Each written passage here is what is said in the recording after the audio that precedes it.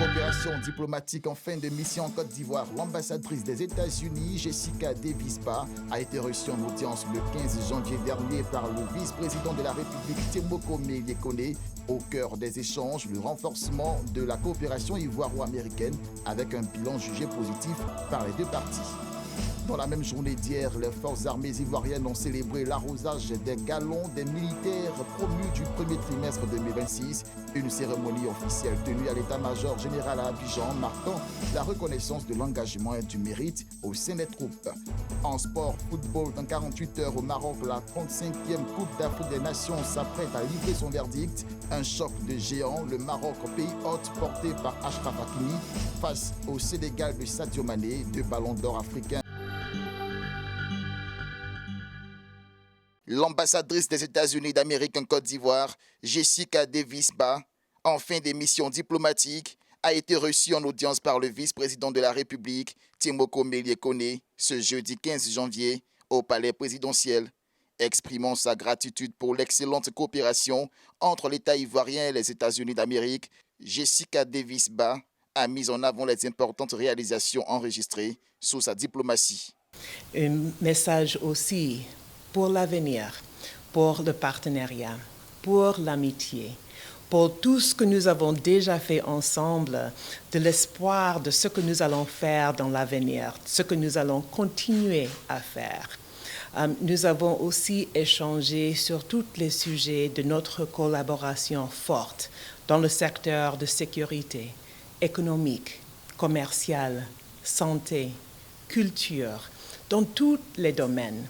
Et nous avons parlé et identifié de nos priorités qui continuent, du travail qui continue entre nos deux équipes, entre nos deux pays et entre nos deux peuples. Donc c'était un échange extrêmement positif.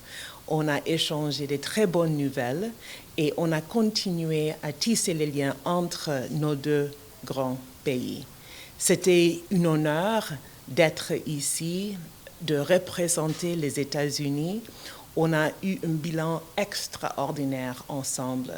Mais je suis sûre aussi que le plus extraordinaire, c'est à continuer de le faire ensemble. C'est dans l'avenir. Et nous avons promis que nous allons continuer à construire le projet, les initiatives, mais surtout l'amitié sur une fondation forte. Et on va continuer à marcher ensemble vers l'avenir et une prospérité partagée. Pour sa part, le vice-président ivoirien a salué les actions concrètes menées par la diplomate américaine tout au long de sa mission en Côte d'Ivoire. Arrivée en Côte d'Ivoire en février 2023, la diplomate américaine Jessica Davis-Ba s'apprête à quitter le pays, marquant ainsi la fin de sa mission diplomatique.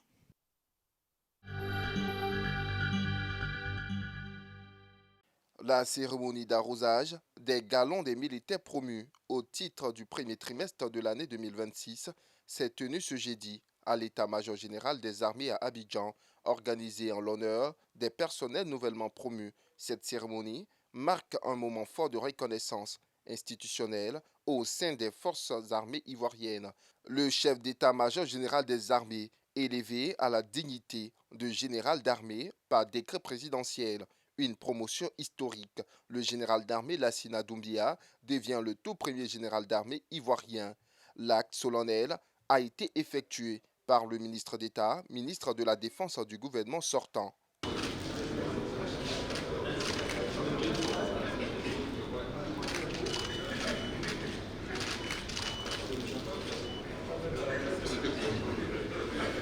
Depuis votre prise de fonction à l'état-major général des armées, vous avez su réaliser sur les acquis de vos prédécesseurs pour impulser une dynamique nouvelle qui est fondée sur la rigueur, la cohérence de commandement et le retour aux valeurs cardinales du métier des armes. Tous les axes d'action de votre commandement ont été marqués par des innovations, des réformes et des initiatives audacieuses On peut citer entre autres le rajeunissement maîtrisé des effectifs qui a donné un nouveau souffle d'engagement de nos unités, la formation continue de qualité de tous les militaires, toutes catégories confondues, grâce à la collaboration avec plusieurs armées de pays partenaires. La réalisation d'infrastructures sociales majeures, notamment des hôtels et centres médicaux des armées dans les différentes régions militaires. La création du cours de l'enseignement supérieur de défense de Zamakro, école de guerre d'excellence ouverte sur l'Afrique et sur le monde, offrant à notre pays une autonomie stratégique en matière de formation et de ses cadres militaires. Au total, 1041 militaires ont été distingués. Parmi eux, un général élevé à la dignité de général d'armée.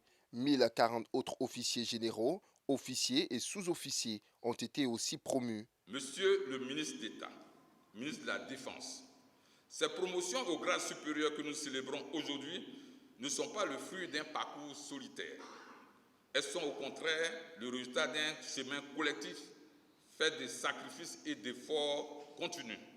Je voudrais saisir cette tribune pour réaffirmer de manière solennelle l'engagement absolu de l'ensemble des promus à servir la République avec droiture, dévouement et abnégation.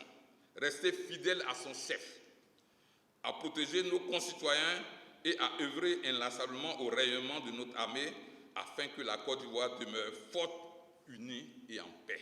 Cette cérémonie marque ainsi l'ouverture officielle des promotions 2026 au sein des forces armées ivoiriennes.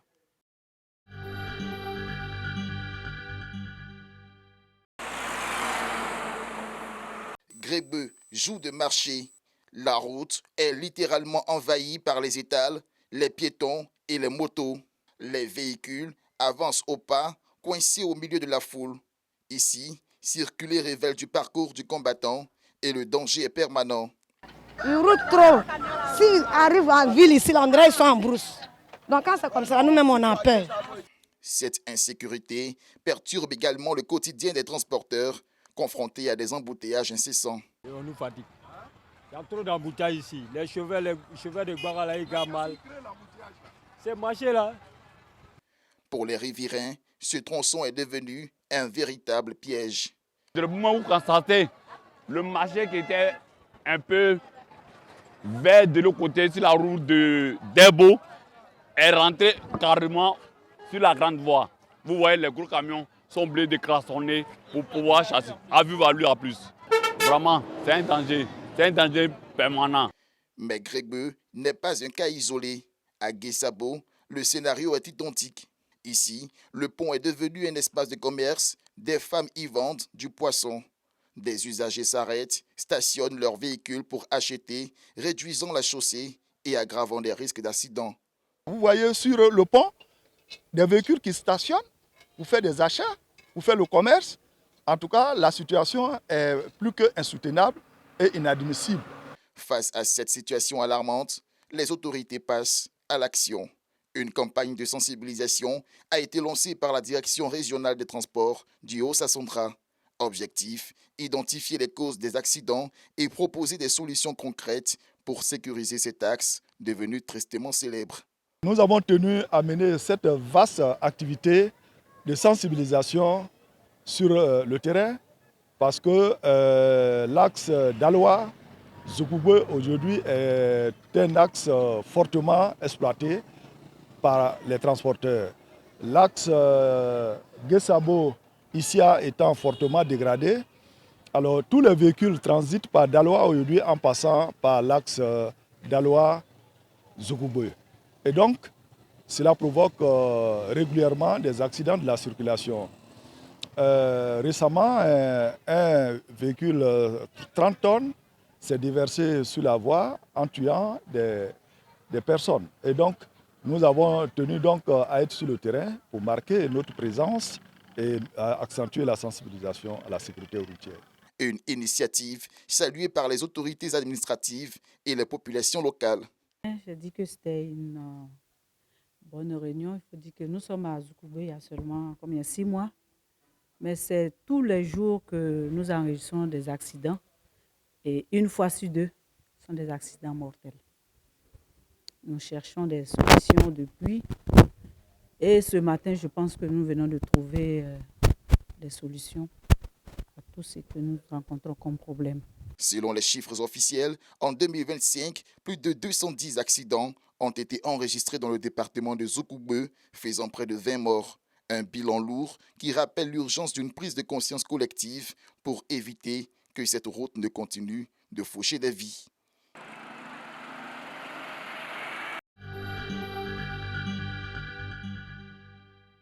Ce dimanche se tiendra la finale de la 35e édition de la Coupe d'Afrique des Nations au Maroc.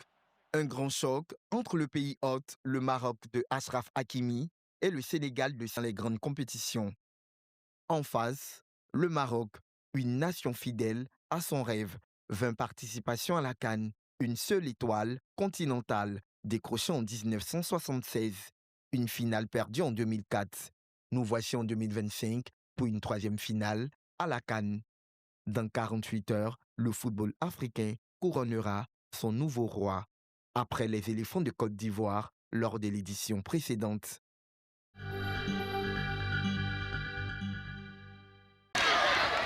Chaque lundi, dans ce collège à Koumassi, sur le terrain de discipline sportive, un homme, une voix, une passion, Mauricio. Pour lui, les épreuves physiques et sportives ne se résument pas à courir ou à transpirer. Il apprend aux élèves à se tenir droit, à maîtriser leurs gestes, à contrôler leur corps et leur esprit. C'est la beauté. Et la gymnastique, c'est l'art. Et donc, la beauté. Et je le fais pour que les enfants puissent mieux appréhender ce qu'on appelle la gymnastique, en fait. Voilà. Il y a eu plusieurs, mais attends, si je continue, les enfants, peut-être, aujourd'hui, quand ils passent un peu dans la rue, on dit, voici le professeur, voici le professeur. C'est ce qui me motive, en fait. Sinon, ce n'est pas l'argent. L'argent, c'est rien. Parce que quand je vais mourir, je vais laisser l'argent ici. Mais le nom que je laisse, en fait, pour mes enfants surtout. Mauricio enseigne à sa manière, entre concentration et éclat de rire, discipline et motivation. Le cours devient presque un rendez-vous attendu impatiemment par les apprenants. Et ses leçons ne s'arrêtent plus au mur du gymnase. Grâce aux vidéos qu'il publie sur les réseaux sociaux, ces séances touchent bien au-delà de l'établissement. Vous savez, j'enseigne non seulement à Koumassi, mais à Cocody. Et le premier établissement à Cocody où je suis arrivé, il y a une fille de seconde. Monsieur, je vous connais. Votre vidéo, ce que vous avez mis là-bas par rapport à la gymnastique, enchaînement de 3e, il y a eu, à cause de cet enchaînement, il y a eu 19. Donc, elle a commencé à me féliciter. J'ai changé d'établissement, je suis allé ailleurs encore cette année. Et la même chose s'est produite. Une fille de première qui m'a accosté, qui me dit, monsieur, je vous connais, je suis abonné à votre page et tout. J'aime bien ce que vous faites. Aujourd'hui, donc, je suis un peu suivi. Des élèves autrefois dispensés reprennent la pratique de l'EPS. D'autres découvrent le goût de l'effort et de la rigueur. Une passion partagée, devenue contagieuse. En 2013, il y a des élèves qui ne faisaient pas cours d'EPS, c'est-à-dire qui se disaient dispensés, mais vers la fin, qu'on met à cause de cette manière, comme vous l'avez dit, la manière de m'amuser, voilà, donc ils ont commencé à aimer. Âgé de 36 ans, avec 13 ans d'expérience, Mauricio veut promouvoir la gymnastique, amener plus d'élèves à s'intéresser à cette discipline qu'il a choisie depuis ses années lycée par passion. Il ambitionne d'être un professeur de grande renommée dans cette discipline.